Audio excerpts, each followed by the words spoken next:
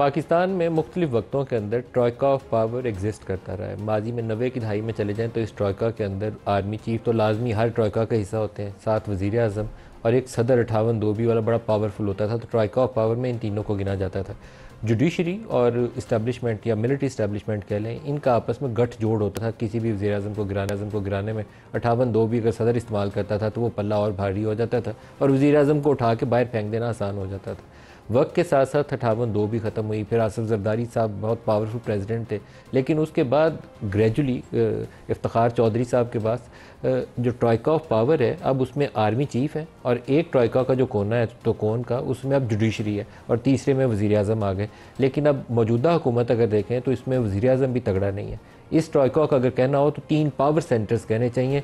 इसमें एक army chief है, दूसरी इसमें जुडिशरी है और तीसरा इसमें इमरान खान है। वो उसका क्या किरदार होगा आइंदा आने वाले दिनों में, शायद ये टकराव वाली जो कैफियत इस वक्त हमें नज़र आती है, इसके सोल्यूशन के अंदर इन्हीं तीनों जो पावर सेंटर्स में से 2 ने अहम रोल अदा करना है तो हल निकलेगा। जस्टिस अतर मिनल्ला ने आज एक अमेरिका के अंदर बैठ के बयान दिया है, उसमें बार के अंदर एड्रेस कर रहे थे। तो वो शिकायत जो इस्लामाबाद हाई कोर्ट के जजेस तहरीरी तौर पर सुप्रीम कोर्ट को शिकायत के तौर पर बता रहे हैं कि हमारी वीडियो रिकॉर्डिंग्स हुई या टेप हुई या मेरा पर्सनल डाटा बाबर सत्तार साहब ने कहा कि वो लीक हो गया, सोशल मीडिया पे डाल दिया गया। तो सुनिए, जस्टिस अतर मिनल्ला कोर्ट के जज हैं, former chief justice Islamabad high court हैं, वो क्या शिकायत कर रहे हैं, सुनिए। The personal data of my 2 sons was put on the social media and obtained from a government organization. My wife, who has nothing to do with politics, and they had made up a documentary. Yes, those are challenges, but that is a test of a judge's independence.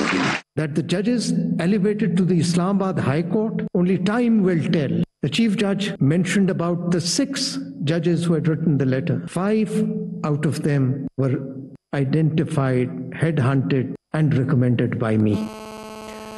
Justice साहब कह रहे हैं कि मेरे 2 बेटों का जो ज़ाती पर्सनल डिटेल्स हैं वो एक गवर्नमेंट के अदारे से लेकर सोशल मीडिया पर डाल दी गई हैं।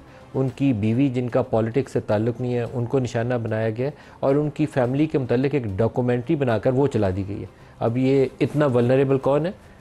सर्विंग हाजिर सर्विस जज of supreme court of Pakistan, former chief justice of Islamabad high court, वो बता रहे हैं कि मेरी फैमिली के साथ ये हो गया। तो बाकी 25 करोड़ के साथ क्या होता होगा, इसका अंदाज़ा आप कर सकते हैं। एक बहुत तनकीद हुई थी कि आधी रात को जब ये नो कॉन्फिडेंस मूव हो रही थी तो इस्लामाबाद हाई कोर्ट के ताले खुले थे। आज वो जज साहब बता रहे हैं कि ताले क्यों खुले थे, सुनिए उन्हीं की ज़ुबानी। At night, I was at home. A political narrative was made that why the court was open.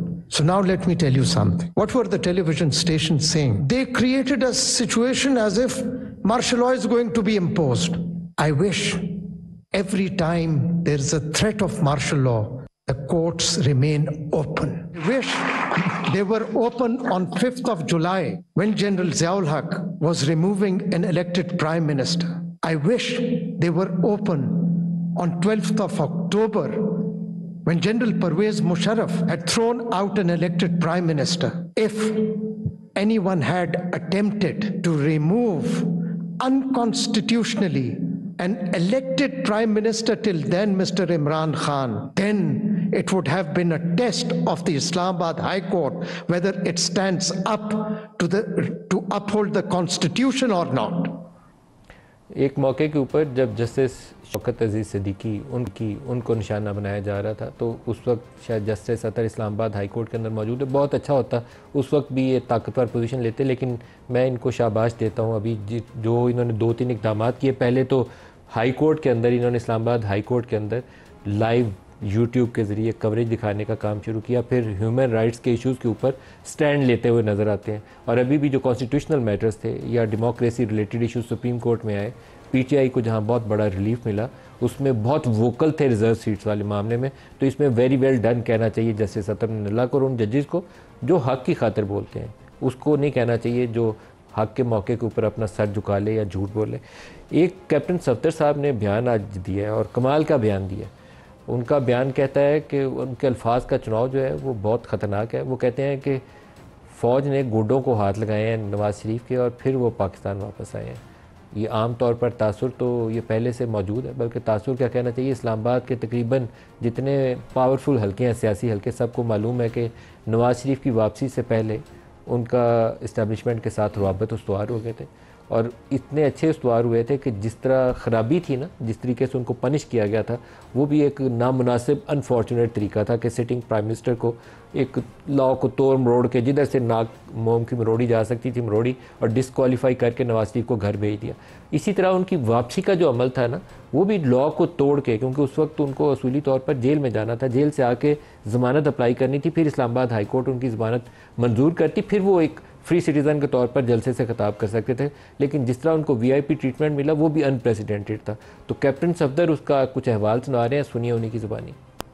जी फौज तुम घोड़े पकड़े ना जो कि लंदन में जा ना बाबा मोड़ पाकिस्तान रोड दे लगे, इमरान के हाथों पाकिस्तान तबाह हो रहा है। नवाज शरीफ साहब आप आए, फिर नवाज शरीफ आया, फिर इलेक्शन कमीशन इन्होंने गलत इलेक्शन करवाया, हमारा मुल्क छोड़ के रख दिया। रिटायर्ड लोगों का क्या काम है इलेक्शन कमीशन में? सर्विंग लोग बिठा लो, कल किसी जवाब दे। इन रिटायर्ड जजों को, ब्यूरोक्रेट्स को इलेक्शन कमीशन में नहीं बैठा होना चाहिए।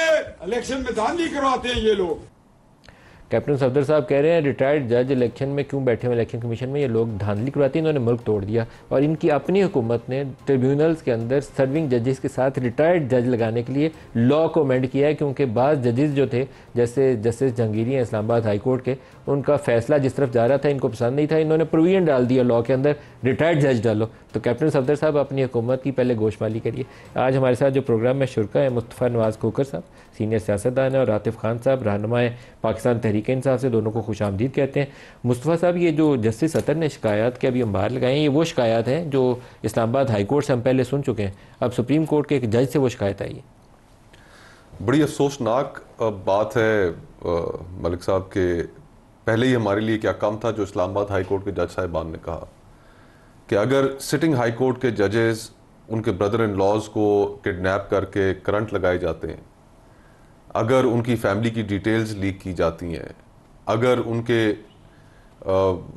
कमरों के अंदर, बेडरूम्स के अंदर कैमरास लगाए जाते हैं, तो क्या ये कम था कि आज अतर मनीला साहब ने भी जो कुछ बातें की। ज़ाहिरी बात है हमारे यहाँ इस मुल्क में जुडिशरी और इस्टेब्लिशमेंट का एक बड़े अरसे तक जोड़ी चलती रही है साथ, और उस जोड़ी ने इस मुल्क में बहुत से ऐसे फैसले किए हैं, अनपॉपुलर फैसले किए हैं, इलेक्टेड लोगों के अगेंस्ट फैसले किए हैं, उन्हें फांसियों तक चढ़ाया है। लेकिन आज कुछ नज़र आता है कि जुडिशरी के अंदर अब उस पावर सेंटर जो आप जिक्र कर रहे थे अपने बताइए में, कि अब वो उस हद तक आगे नहीं जाना चाहते जिस हद तक उनसे तवक्को की जा रही। और जब वो उन्होंने इनकार किया उस हद तक जाने से, तो फिर उन्हें इन चीज़ों का सामना करना पड़ा। देखिए, अभी जो माजी करीब के जितने वज़ीर आज़म हैं, या वो जेल गए हैं, या उन्होंने मुकदमात का सामना किया, या वो एग्ज़ाइल हुए हैं पाकिस्तान से, तो ये एक्सेप्टेबल तो सूरत हाल नहीं है। और मेरे ख्याल से अब जुडिशरी के अंदर भी एक रियलाइजेशन है कि हम इस्टेब्लिशमेंट के हाथों इस्तेमाल होकर जो हमने कॉन्ट्रोवर्शियल फैसले दिए कि उनकी वजह से माशरे के अंदर पोलराइजेशन बढ़ी है। अब मियाँ नवाज शरीफ साहब के ख़िलाफ़ जो फैसला दिया गया पैनामा केस के अंदर, वो जो साकिब निसार साहब की अदालत थी, जिस तरीके से JITs बनी, जिस तरीके से मॉनिटरिंग जजेस बनाए गए, बहुत सवालात हैं उसके ऊपर। एक विजिबल बायस था, एक नज़र आ रहा था कि मियाँ नवाज शरीफ साहब को रुखसत करना है। और फिर उसी तरह बाद में, उससे पहले भी हमने इफ्तिखार चौधरी साहब जुडिशल एक्टिविज्म के नाम पर उन्होंने यूसुफ रजा गिलानी साहब को फारग किया। पीपल्स पार्टी को तोड़ने का काम इफ्तिखार चौधरी साहब ने किया था और नून लीग को तोड़ने का काम साकिब निसार साहब ने किया। और फिर उसके बाद हमने देखा कि जब इनकी हुकूमत तहरीक इंसाफ की रुखसत हुई तो उस वक्त इनकी तरफ से बातें सामने आना शुरू हो गई। आज पाकिस्तान का जो निज़ाम इंसाफ है वो दुनिया की रैंकिंग्स में आखिरी नंबरों पर है। ना हम लोगों को इंसाफ दे पा रहे, ना इस मुल्क के अंदर हम जो सियासतदानों और जो कॉन्स्टिट्यूशनल आइनी झगड़े हैं उनको ख़त्म कर पा रहे। अंदर अदालतों के अंदर ग्रुपिंग्स हैं, जो वहाँ पर जज साहिबान के ग्रुप्स बने हुए। तो अब ये सारा सिलसिला ख़त्म होना चाहिए। और मेरे ख्याल से अगर हम सिर्फ हमारी जो एक रूल बुक है उस रूल बुक के ऊपर अमल करना शुरू कर दें, जो कॉन्स्टिट्यूशन है, बगैर किसी इन्फ्लुएंस के, बगैर इस्टेब्लिशमेंट के इन्फ्लुएंस के, तो हमारे मामला ठीक हो सकते हैं।